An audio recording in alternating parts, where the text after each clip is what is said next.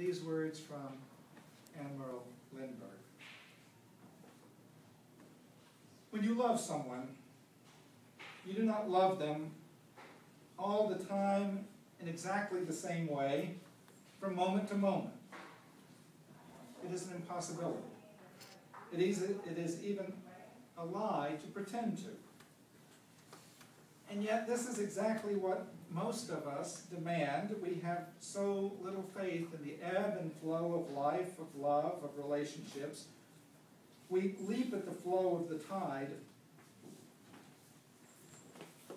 and resist in terror its ebb. We're afraid it will never return.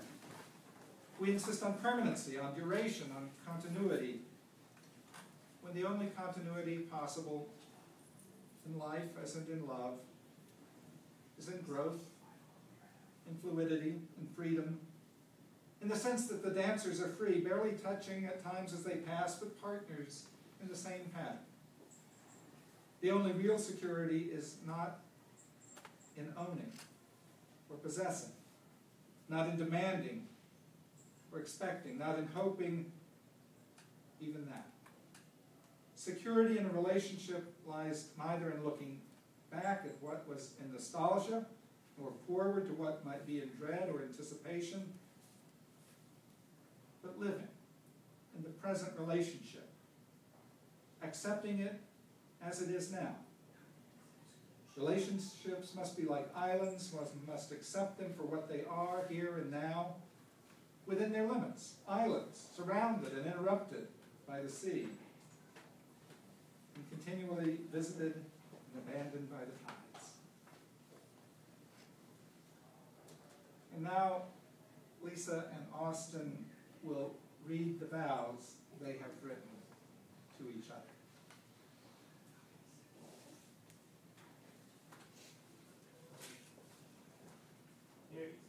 You're my absolute dream woman, and I've always wanted you, and I never knew I'd meet you in New York City, and I'm so pleased that you've allowed me into your life.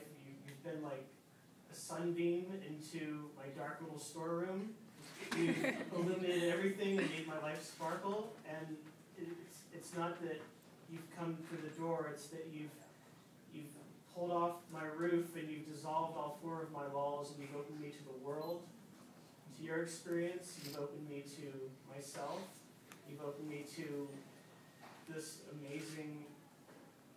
the amazing potential of our life together, and I love you so much, and I'm so happy that we're getting married. We're married. And it's really it's such a blessing and an honor, and I love you so much. I will continue to do so. I vow to continue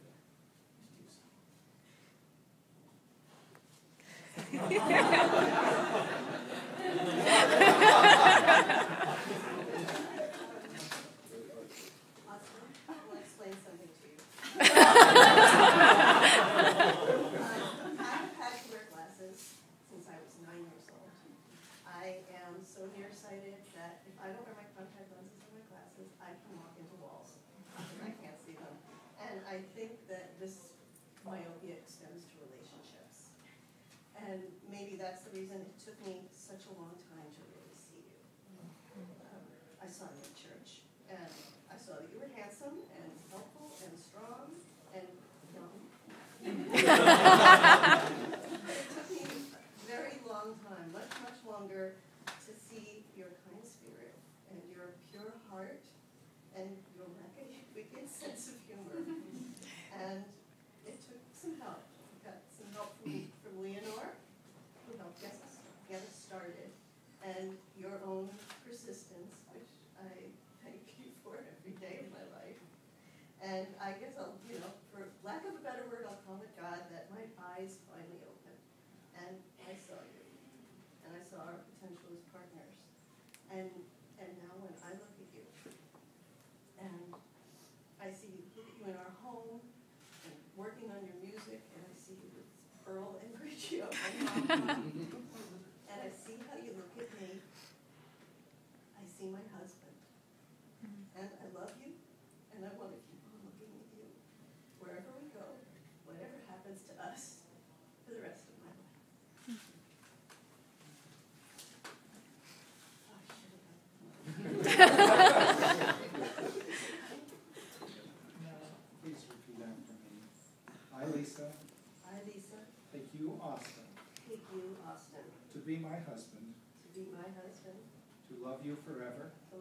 forever, through joy and sadness, through joy and sadness, to be patient and understanding of your needs, to be patient and understanding of your needs, to be devoted to you to be devoted to you in times of happiness in times of happiness as well as distress, as well as distress, and to hold my love for you and hold my love for you above all else. above all else. Austin, repeat after me. I, Austin, I, Austin, take you, Lisa, take you, Lisa, to be my wife, to be my wife, to love you forever, to love you forever, through joy and sadness, through joy and sadness, to be patient and understanding of your needs, to be patient and understanding of your needs, to be devoted to you to be devoted to you in times of happiness in times of happiness as well as distress, as well as distress, and to hold my love for you and to hold my love for you above all else. above everything else.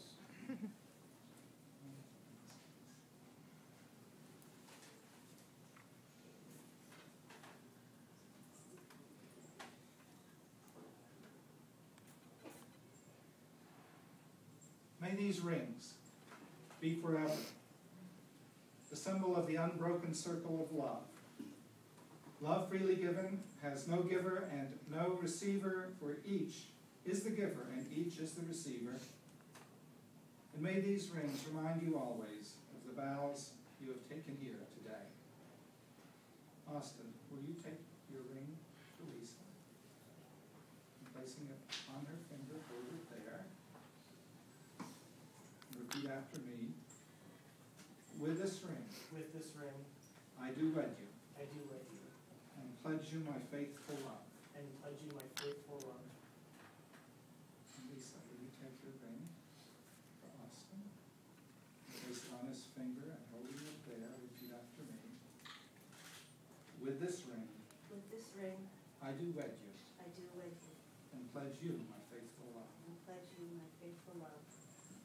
May these rings ever be to you the symbol of the preciousness, the purity, and the permanence of true wedded love.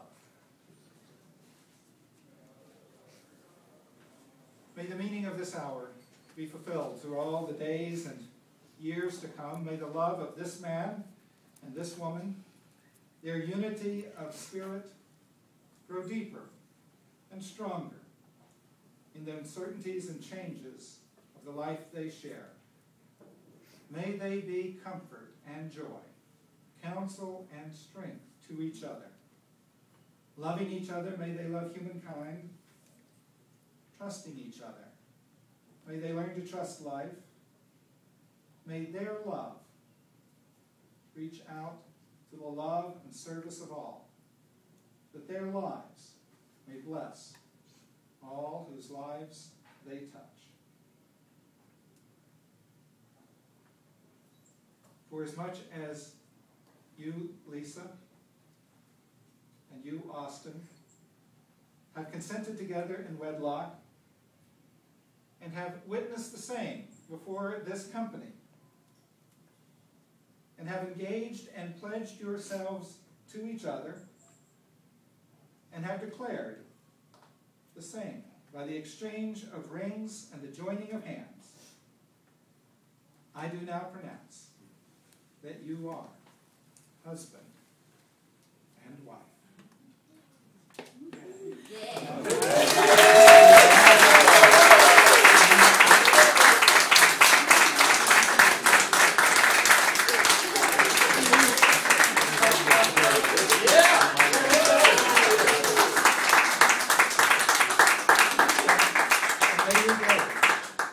Be long upon the earth, and may you dwell in love and joy